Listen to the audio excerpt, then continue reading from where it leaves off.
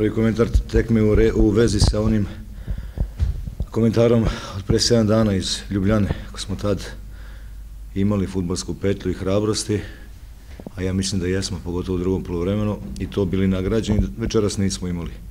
A ta fudbalska hrabrost se ogleda u tome da nešto kvalitetno uradite sa loptom na terenu, ne samo na svom terenu, ali ovo pošto je naš teren, a ništa nam ne znači. Znači, razočaran sam je, prvi komentar je fudbalskim kukavičlukom svoje ekipe.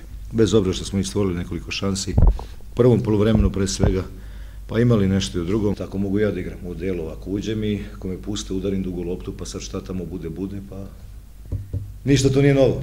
Imali smo to na Stožice, imamo to cele sezone i onda nekad uspemo da se razbudimo, nekad ne uspemo, ali dobro, završavamo jesenju sezonu, krivo mi je naravno što smo izgubili, mogli smo i bolje da prođemo, bar je moglo da bude to nerešeno, jer onako ne bismo nas četvorica primili onako drugi gol, sveću, kako da nazovemo, iz peterca.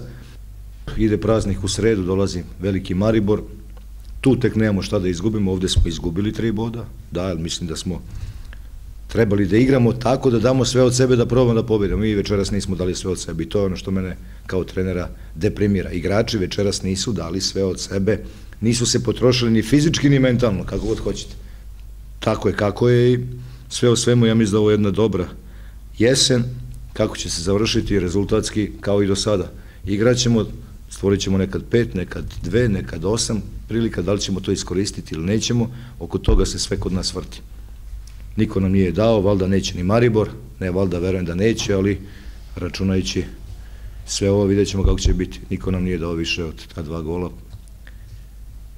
A da, deprimiran sam i sramotam na neki način, iako je svaka utakmica ista i nosi 3 boda, ali sramotam je da ovoliko utakmica izgubimo na našem stadionu. Bez obzira što je ova nosi 3, ona nosi 3, ali